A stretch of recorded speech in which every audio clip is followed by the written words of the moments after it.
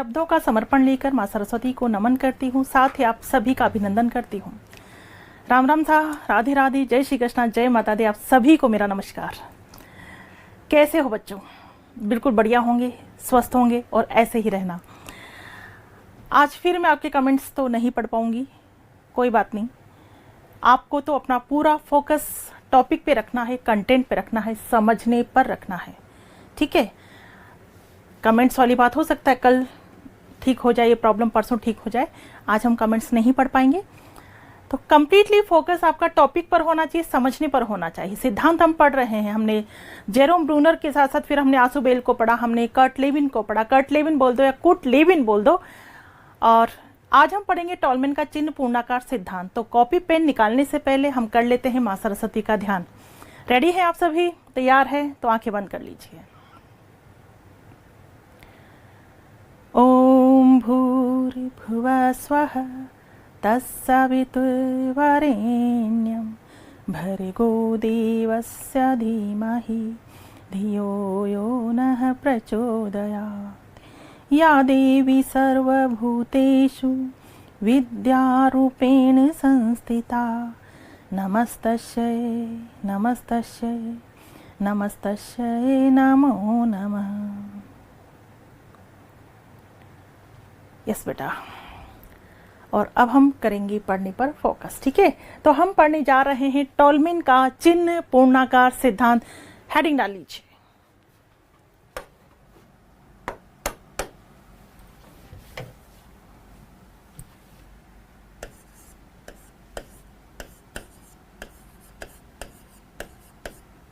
Tall man का चिन्ह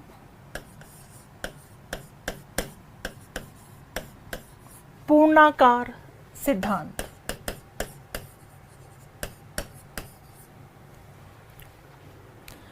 tall man का चिन्ह पूर्णाकार सिद्धांत, ठीक है। और ये सिद्धांत नंबर कौन सा होगा अपना? I think number 10।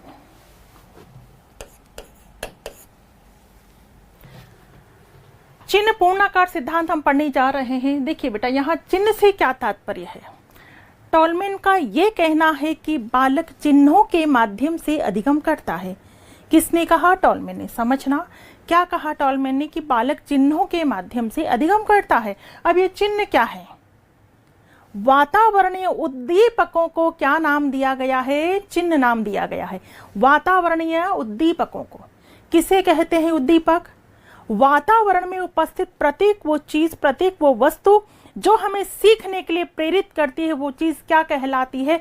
उद्दीपक कहलाती है। तो वापस सुनिए, टॉलमैन का क्या कहना है? कि बालक चिन्हों के माध्यम से अधिगम करता है। चिन्ह क्या होते हैं? चिन्ह क्या होते हैं? उन्होंने वातावरणीय उद्दीपक को, चिन्ह का मतलब है उद्दीपक, उद्दीपक के माध्यम से अधिगम करता है। वातावरणीय उद्दीपकों को नाम क्या दिया है? चिन्ह नाम दिया है। मतलब कोई भी चिन्ह होगा, कोई भी उद्दीपक होगा, उद्दीपक कह दो, चिन्ह कह दो, तो चिन्ह क्या है? उद्दीपक, ठीक है। अगर नाम पर हम चलें तो टॉलमैन के सिद्धांत का नाम क्या है? चिन्ह पूर्णाकार सिद्धांत। आवाज क्लियर आ रही होगी? चिन्ह पूर्णाकार सिद्धांत। चिन्ह से तात्पर्य है उद्दीपक। पूर्णाकार का क्या मतलब हुआ? समग्राकृति।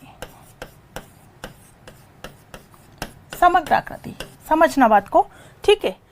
उद्दीपक, उद्दीपक की बात कहाँ होती है? एग्जैक्टली उद्दीपक की बात कौन करते हैं? व्यवहारवादी बात करते हैं। किसकी? उद्दीपक की। उद्दीपक की बात कौन करते हैं?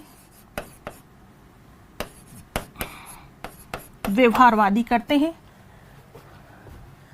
समग्राकृति यानी समग्रवाद।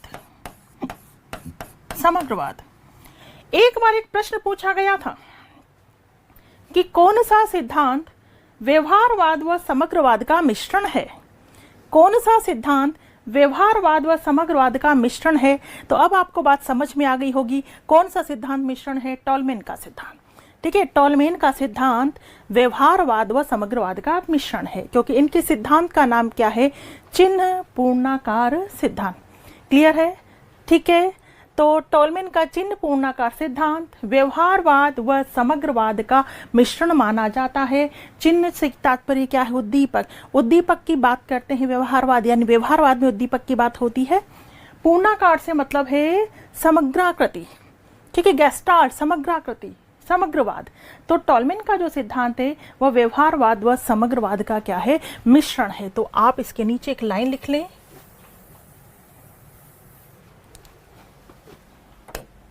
लिखो व्यवहारवाद व समग्रवाद का मिश्रण, मिश्रण सिद्धांत, ठीक है,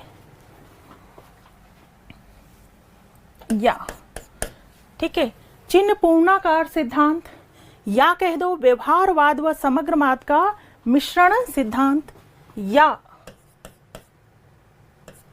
क्या कह सकते हैं हम, प्रतीक सिद्धांत, प्रतीक सिद्धांत, प्रतीक मतलब साइन,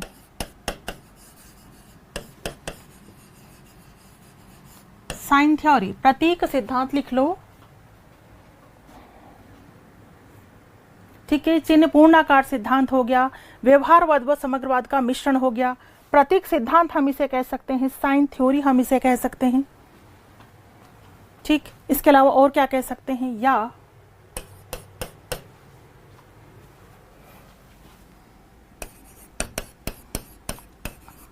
अव्यक्त कह दो, या गुप्त अधिगम सिद्धांत, गुप्त अधिगम सिद्धांत, लैटेंट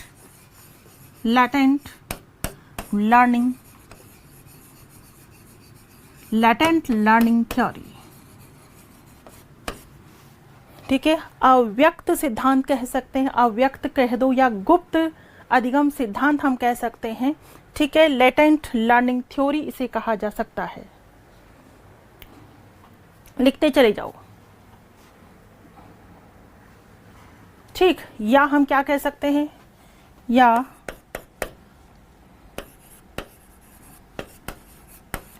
उद्देश्यपूर्ण अधिगम सिद्धांत,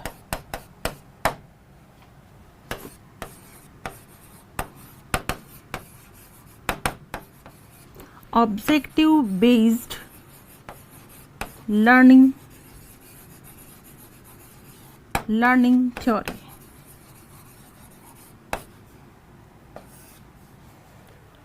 उद्देश्यपूर्ण अधिगम सिद्धांत, ऑब्जेक्टिव बेस्ड लर्निंग थ्योरी,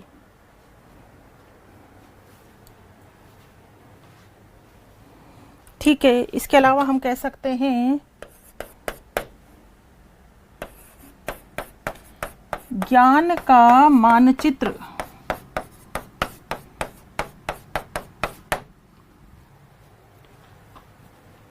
ठीक है, ज्ञान का मानचित्र, या हम कह सकते हैं संज्ञानात्मक मानचित्र,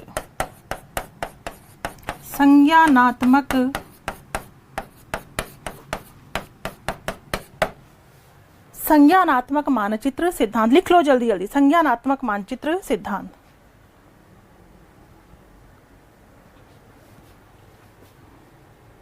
ठीक है। मानचित्र कह सकते हैं, नक्शा कह सकते हैं, क्या क्या मिटा,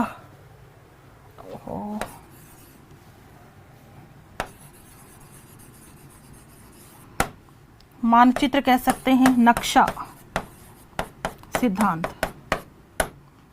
ठीक है। इंग्लिश में कह सकते हैं इसे कॉग्निटिव मैपिंग थ्योरी। बहुत सारे नाम है बेटा, और ये सारे नाम अभी समझ में आ जाएंगे। देख लो, पहला नाम क्या है, देखो इधर, चिन्ह पूर्णाकार सिद्धांत, व्यवहारवाद व समग्रवाद का मिश्रण सिद्धांत, प्रतीक सिद्धांत, अव्यक्त या गुप्त अधिगम सिद्धांत, उद्देश्यपूर्ण अधिगम सिद्धांत, ज्ञान का मानचित्र सिद्धांत, या कह दो संज्ञानात्मक मानचित्र या नक्शा सिद्धांत। इतने सारे नाम हैं पहले तो पहले तो आपको सबसे पहले इतने सारे नाम आपको लिख लेने हैं, ठीक है। लिख लीजिए सभी।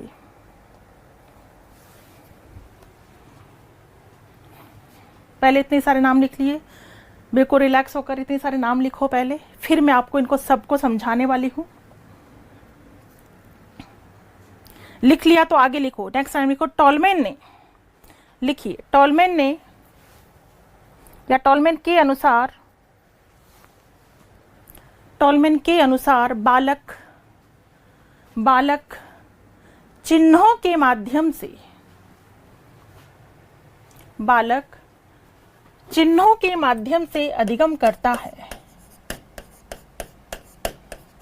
चिन्हों के माध्यम से अधिगम करता है।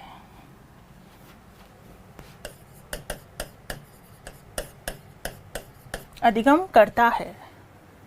नेक्स्ट लाइन, टॉलमैन ने वातावरणीय उद्दीपकों को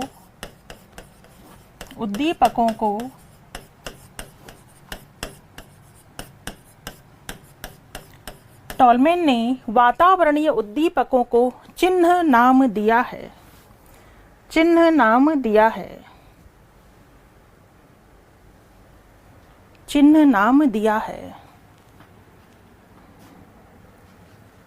वातावरण उद्दीपकों को चिन्ह नाम दिया है। ठीक है, नेक्स्ट लाइन लिखो, टॉलमैन के अनुसार सीखने की क्रिया में उद्देश्य का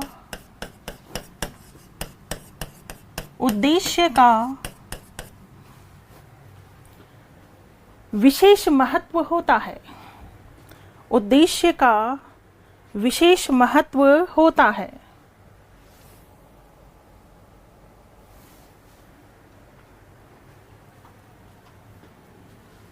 उनके अनुसार प्राणी की सभी क्रियाएं उद्देश्यपूर्ण या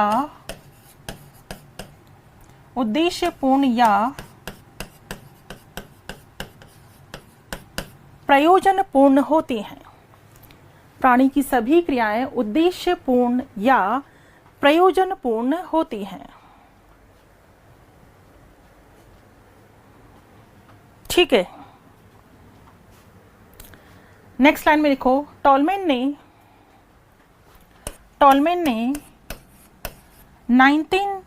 1932 में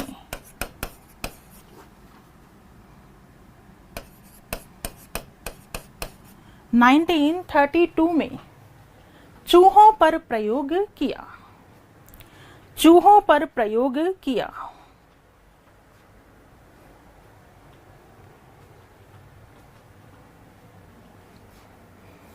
उन्होंने चूहों के दो समूह बनाए।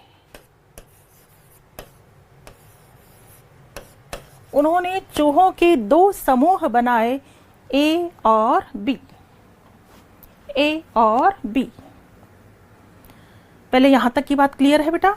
ठीक है, तो हमने क्या लिखा, टॉलमैन के अनुसार बालक चिन्हों के माध्यम से अधिगम करता है। किसके माध्यम से? चिन्हों के माध्यम से। अब चिन्ह क्या है? वातावरणीय उद्दीपकों को क्या नाम दिया है? चिन्ह नाम दिया है वातावरणीय उद्दीपकों को। क्लियर? टॉलमैन के अनुसार उद्देश्य का विशेष महत्व होता है कि प्राणी की कोई भी क्रिया उद्देश्यपूर्ण या प्रयोजनपूर्ण होती है। आप भी अगर पढ़ रहे हैं तो इसके पीछे उद्देश्य है। कोई भी क्रिया हम करें, कोई ना कोई उद्देश्य जरूर होता है, कोई ना कोई प्रयोजन जरूर होता है। ऐसा ही कहना है किसका? टॉलमैन का, कि प्राणी की कोई भी क्रिया उद्देश्यपूर्ण या प्रयोजनपूर्ण होती है। टॉलमैन ने 1932 में चूहों पर प्रयोग किया। किस पर? चूहों पर। उन्होंने चूहों को दो ग्रुप में बांट दिया, ए और बी। अब प्रयोग क्या किया, ये सिंपली आप सुनेंगे। प्रयोग क्या किया सुन लो, लिखना कुछ नहीं, सुन लेना है। देखो, एक क्या बनाई, मेज, भूल भुलैया। ठीक है, भूल भुलैया।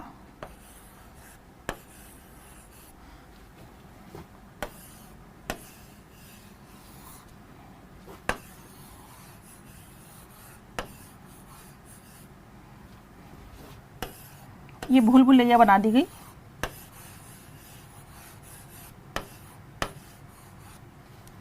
ठीक है, पहले देखो दो ग्रुप में बांटे थे, यहां ग्रुप ए के चूहे आ गए, है ना, ग्रुप ए के चूहे,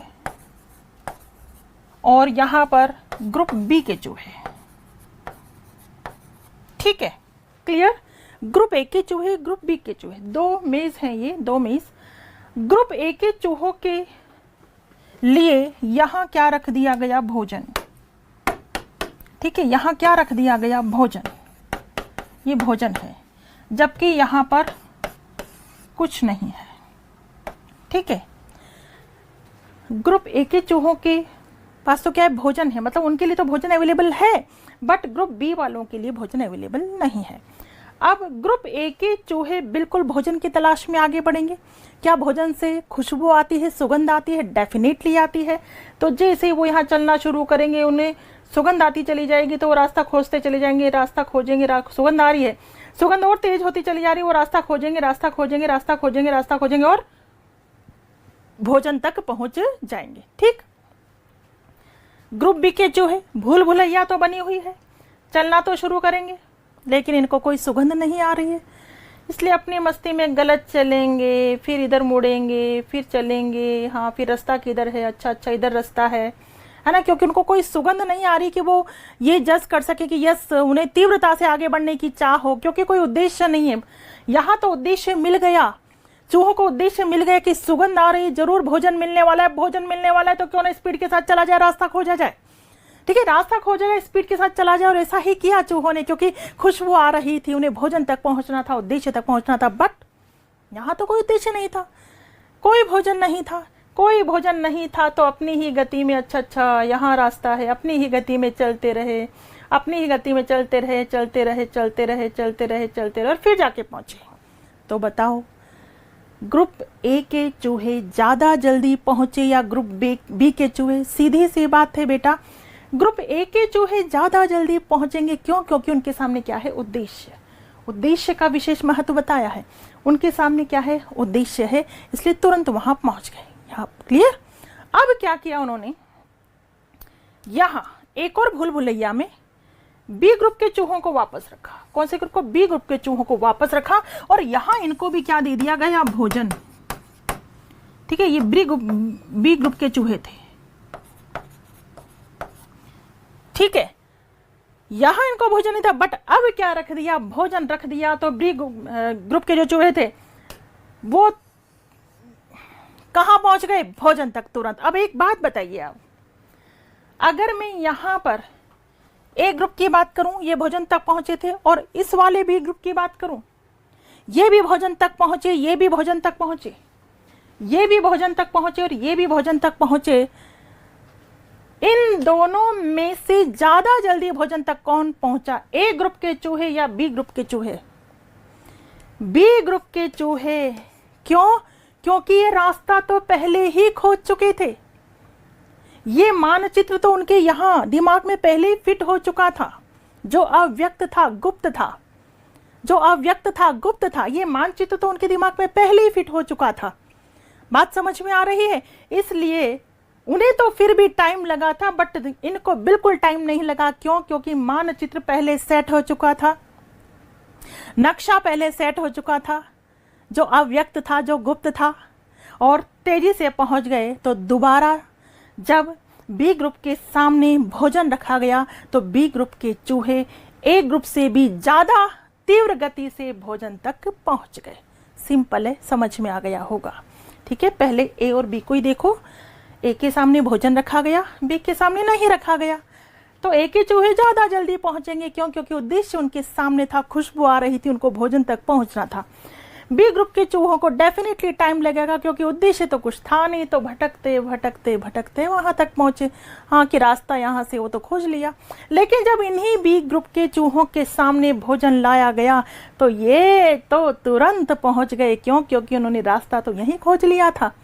तो बी ग्रुप के चूहे दोबारा जब उनको भूल भुलैया में रखा गया भोजन के साथ, तो बी ग्रुप के चूहे ए ग्रुप से भी ज्यादा जल्दी पहुंच गए। क्यों? क्योंकि मानचित्र, नक्शा पहले ही बन चुका था कि रास्ता कहां से आता है। ठीक है, रास्ता कहां से आता है। बात समझ में आ गई? तो देखो इधर, इतनी बात से यहाँ क्या क्या नाम निकल रहे हैं अपने, देखो ये समझ में आ ही गया था आपको।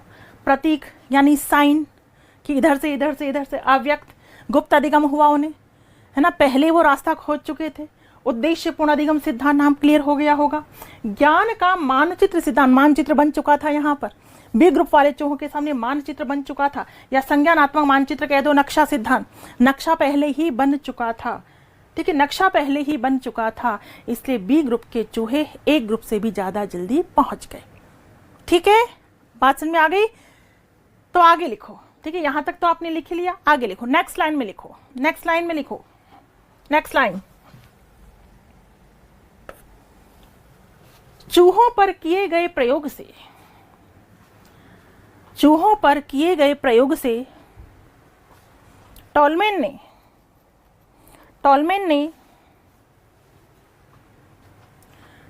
ने यह निष्कर्ष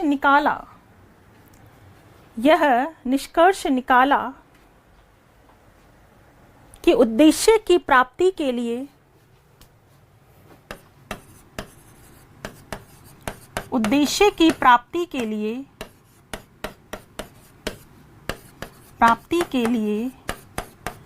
प्रतीकों का अनुसरण किया जाता है, प्रतीकों का अनुसरण किया जाता है, अनुसरण किया जाता है। क्लियर है? ठीक है, ये लाइन लिख लिया आपने। चलिए नेक्स्ट लाइन में आप लिखेंगे, नेक्स्ट लाइन लिखो, प्राणी संज्ञानात्मक योग्यताओं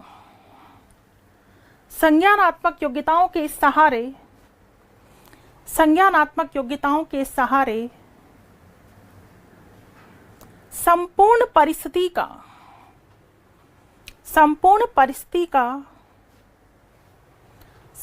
परिस्थिति का मानसिक मानचित्र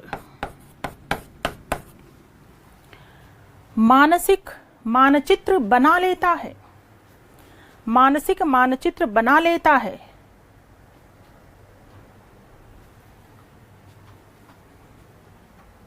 इसीलिए इस सिद्धांत को संज्ञानात्मक मानचित्र सिद्धांत भी कहा जाता है, संज्ञानात्मक मानचित्र सिद्धांत भी कहा जाता है।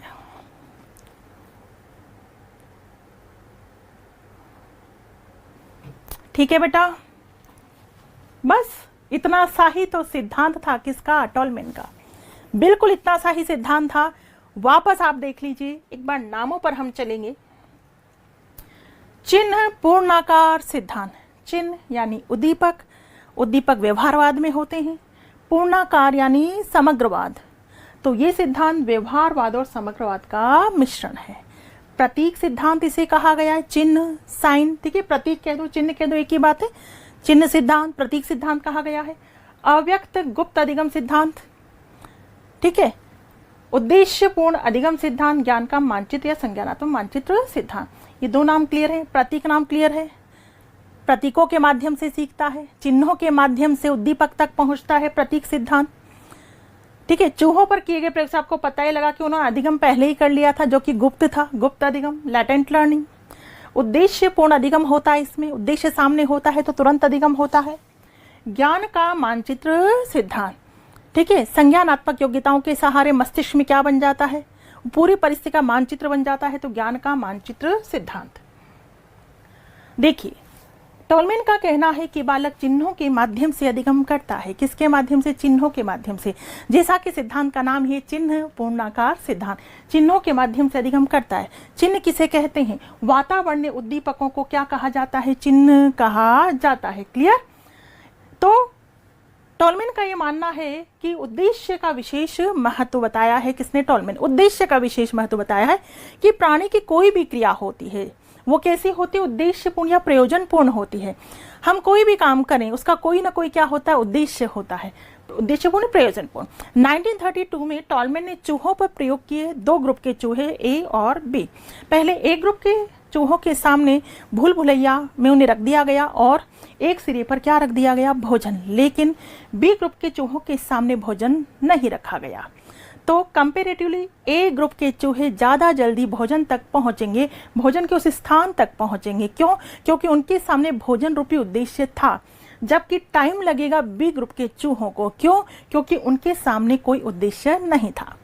लेकिन जब उसी बी ग्रुप के चूहों को वापस भूल भुलैया में रखा गया और भोजन उनके सामने रख दिया गया, तब तो उनको ए ग्रुप के चूहों से भी कम समय लगा कहाँ तक पहुंचने में? भोजन तक पहुंचने में।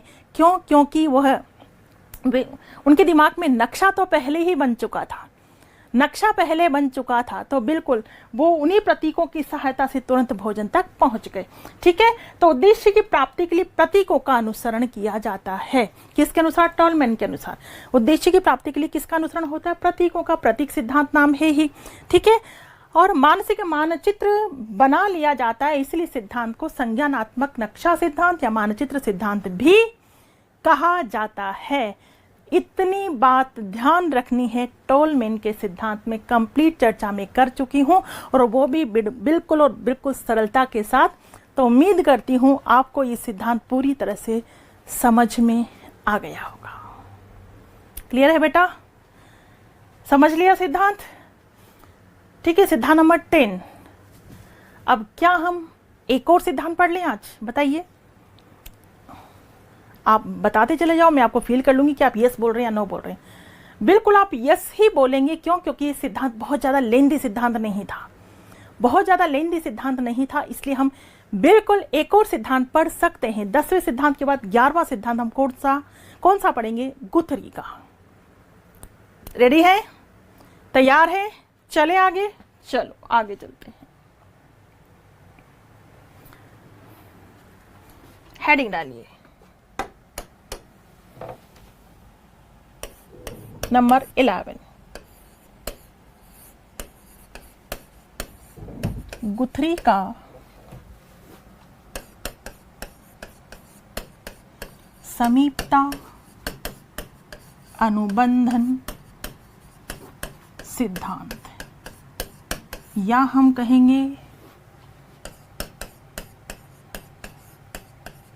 सामीप्य संबंध सिद्धांत। गुथरी का समीपता अनुबंधन सिद्धांत, या हम कहेंगे सामीप्य संबंध सिद्धांत। ठीक है, इंग्लिश में क्या कहेंगे?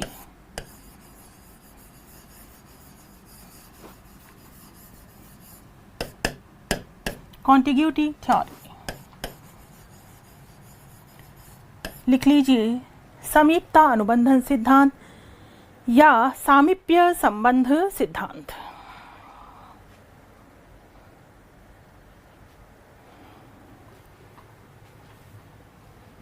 ठीक है,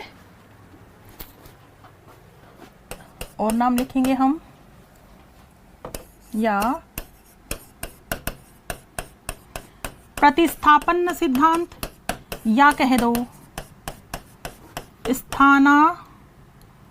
स्थानापन्न सिद्धांत। इंग्लिश में कहेंगे सब्स्टिट्यूशन थ्योरी। प्रतिस्थापन सिद्धांत या स्थानापन्न सिद्धांत, सब्स्टिट्यूशन थ्योरी।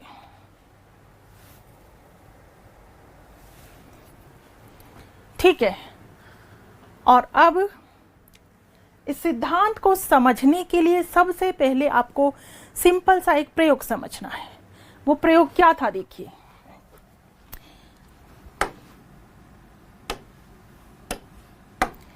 एक बालक जिसका नाम था पीटर।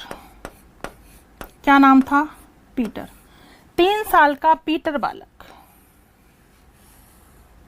ये पीटर बालक मिसेस जोन्स की गोद में बैठा हुआ है, बिल्कुल करीब। क्यों? क्योंकि ये पीटर मिसेस जोन्स पर क्या करता है विश्वास। ठीक है, 3 साल का बच्चा है, उसका नाम है पीटर, और ये पीटर मिसेस जोन्स की गोद में बैठा हुआ है। गोद में बैठा हुआ इट मीन्स मिसेस जोन्स पर ये क्या करता है विश्वास। लेकिन ये पीटर डरता है किससे, खरगोश से। किससे, खरगोश से। किससे डरता है, खरगोश से डरता है।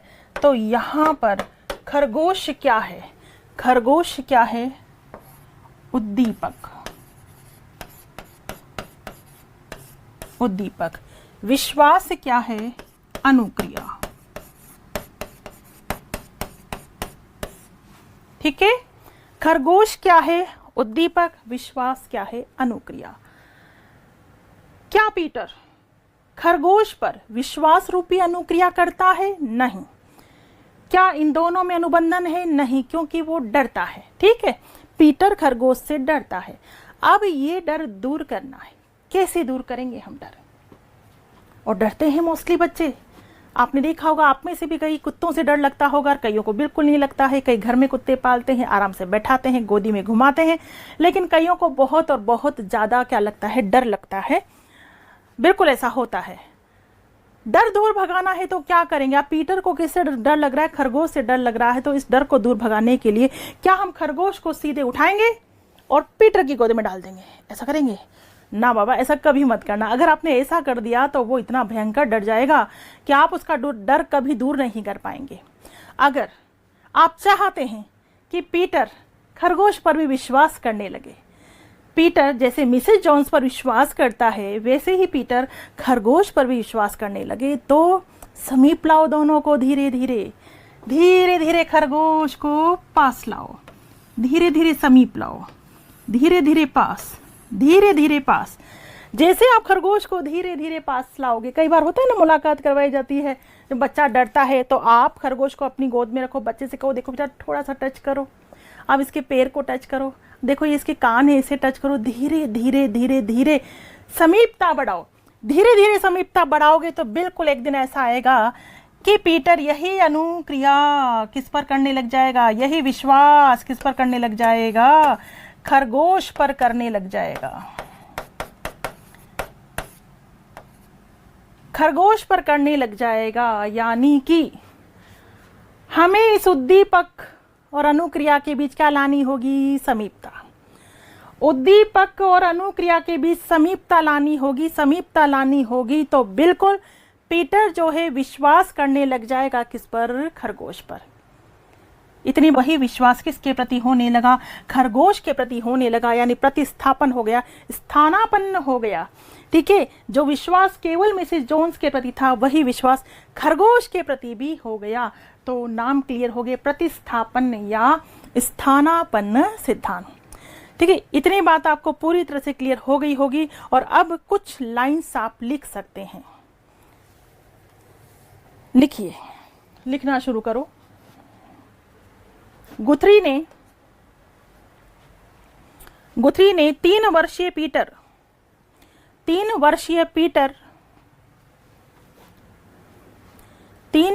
पीटर व खरगोश पर प्रयोग करके यह निष्कर्ष निकाला कि उद्दीपक व अनुक्रिया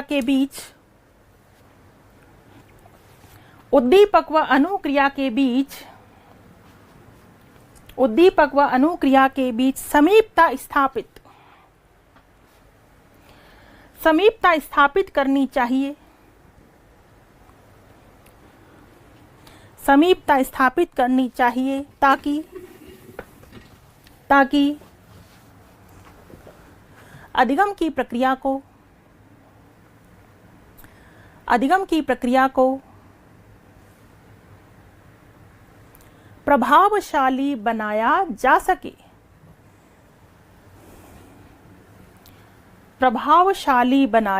सके तथा तथा उद्दीपक व अनुक्रिया के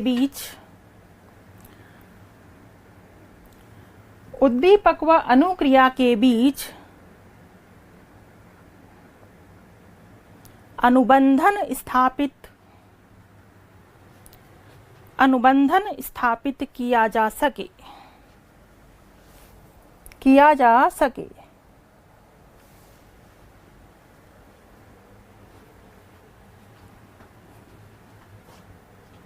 ठीक है, नेक्स्ट लाइन में लिखो गुथरी सीखने में पुनर्बलन व अभ्यास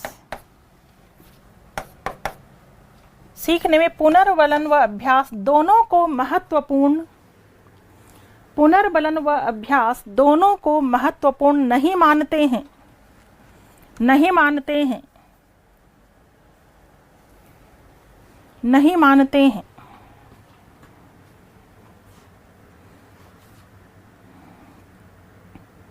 ठीक है, नेक्स्ट लाइन, गुथरी के अनुसार सीखना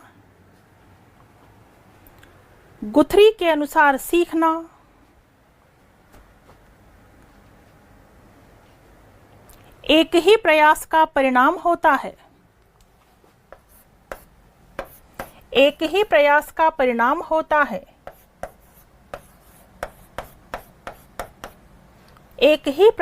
परिणाम होता है। इसीलिए इस सिद्धांत को एकल प्रयास सिद्धांत भी कहा जाता है। लिख लिया इतना, एकल प्रयास सिद्धांत भी कहा जाता है। ठीक है, एक और लाइन लिखिए, इस सिद्धांत के अनुसार अधिगम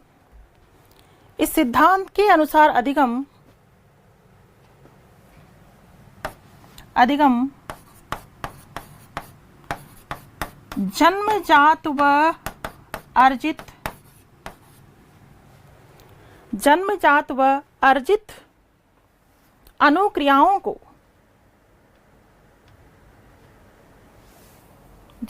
व अर्जित अनुक्रियाओं को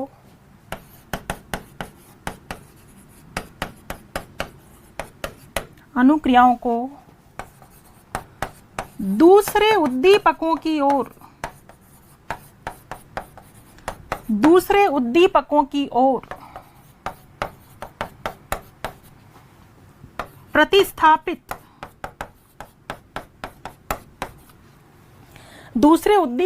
ओर प्रतिस्थापित करने की क्रिया से है।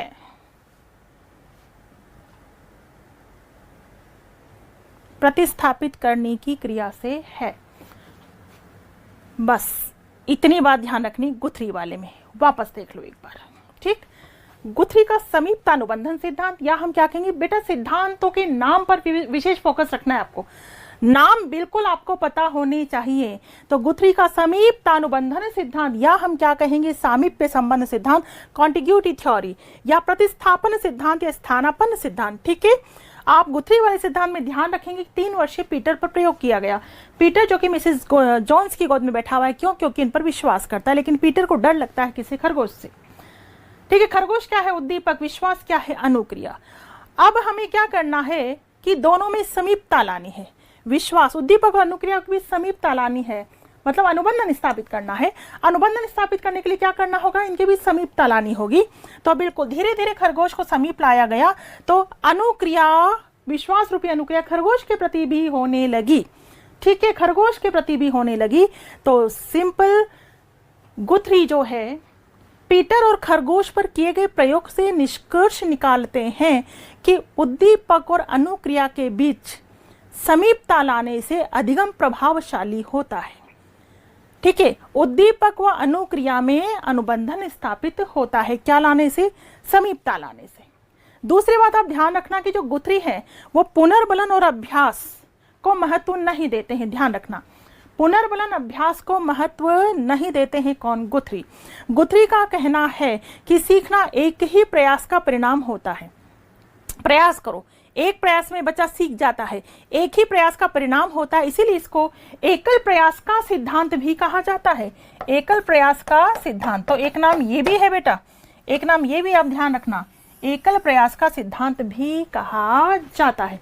ठीक है, नेक्स्ट लाइन में आपने लिखा है कि सिद्धांत के अनुसार सीखना क्या है? सीखना जन्मजात व अर्जित अनुक्रियाओं को, जो भी अनुक्रिया है वो चाहे जन्मजात हो या अर्जित हो, को दूसरे उद्दीपकों की ओर प्रतिस्थापित करना है ना। ये अनुक्रिया का क्या हो गया? प्रतिस्थापन। और प्रतिस्थापन क्यों हो गया? समीपता लाने से। समीपता लाने से विश्वास रूपी अनुक्रिया का क्या हो गया? प्रतिस्थापन। कोई भी क्रिया हो, चाहे वो जन्मजात हो चाहे वो अर्जित हो, जन्मजात व अर्जित अनुक्रियाओं को दूसरे उद्दीपकों की ओर प्रतिस्थापित करने की क्रिया है। इतनी सी बात बेटा ध्यान रखनी है आपको। ये हो गया अपना कौन सा सिद्धांत? गुथरी का समीपता अनुबंधन सिद्धांत। इतनी बातें ध्यान रखेंगे, मोर देन सफिशिएंट, काफी है। क्योंकि बेटा इतना ध्यान रख लोगे ना, वही बहुत है।